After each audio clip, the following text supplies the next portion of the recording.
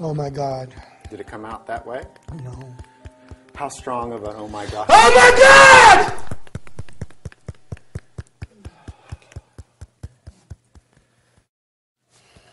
Keep tapping.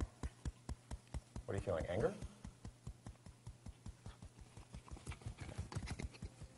Oh my God. Oh my God. Oh my God. Oh my God. Oh my God. Oh my God. Oh my God.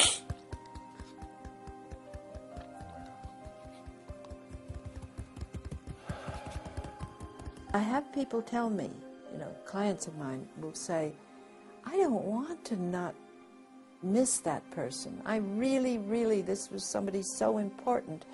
I don't want to get over that. I want to honor them.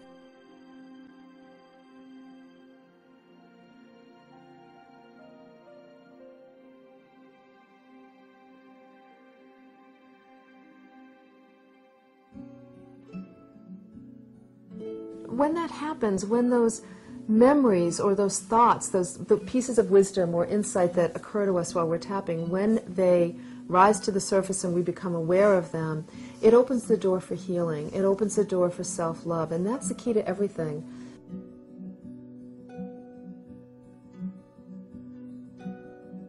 The thing with EFT, it calms you so you can think more clearly about your problem.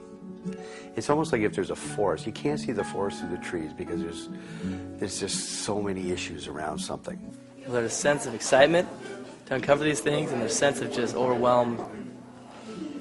I'm overwhelmed because there's so many issues, and it's so hard for me to recall different things that happened when I was 10 or 5, or I got to connect here, and it's hard. Psychologists tell us that 70% or more of our thoughts as conventional people are negative and limit our abilities and take away our powers, which essentially they do. Most of these issues, not all of them, but most of them, and actually, almost every issue has a root somewhere in early childhood. So if something happens with a child, that the child feels terror, that's what fear is, or neglected and abandoned, it sets a pattern. There's so many little events that happen to kids that, we as adults hopefully wouldn't think of, but that are traumatic for a child.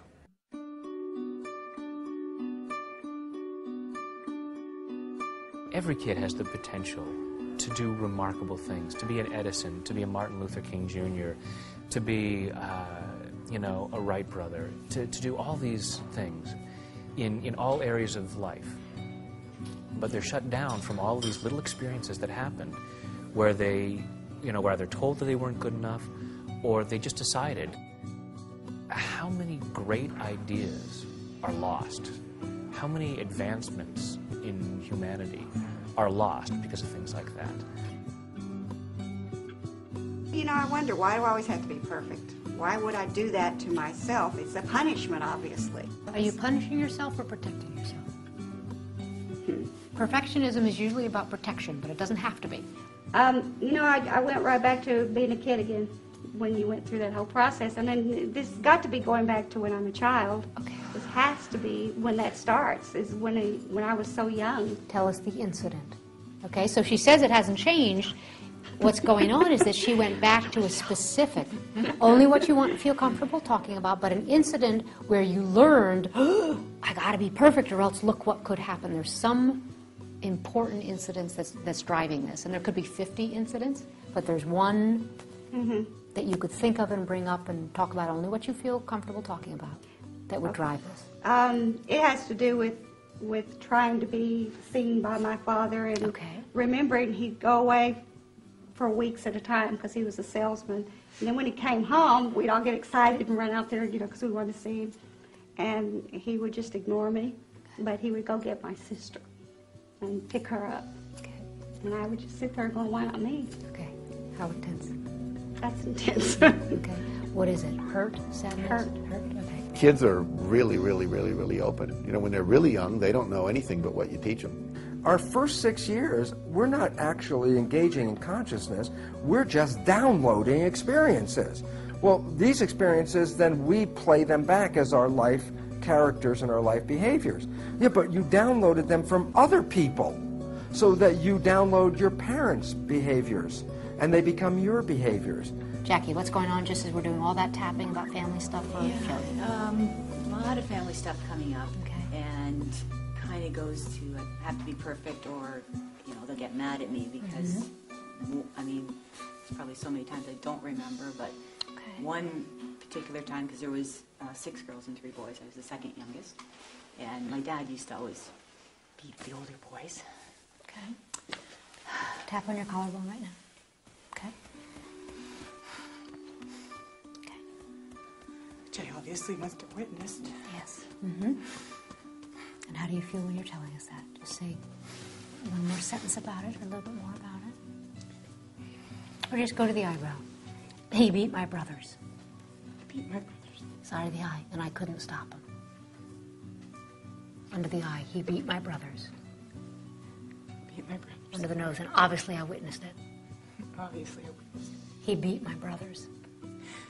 Beat my brothers. No wonder I don't want anyone mad at me. No wonder I don't want anyone mad at me. I certainly don't want my father mad at me. I certainly didn't want him mad at me.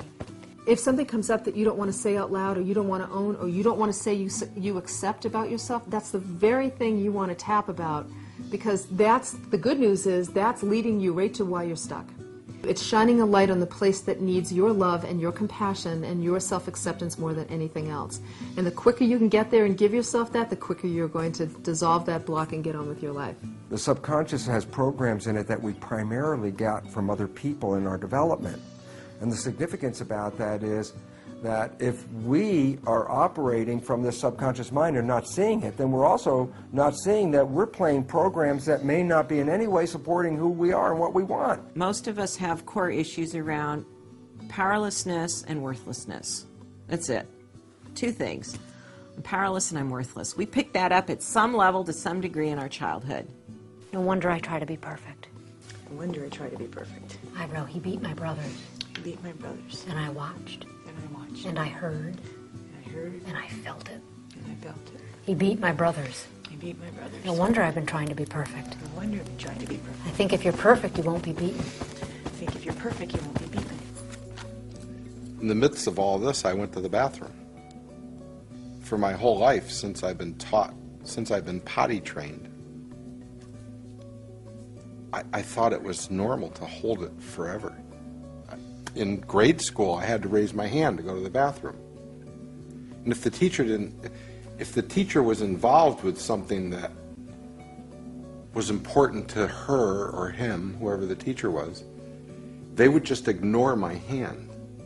And I remember wetting myself in like the 3rd or 4th grade because I just couldn't hold it any longer, but I didn't get permission to go. And that has stayed with me since then.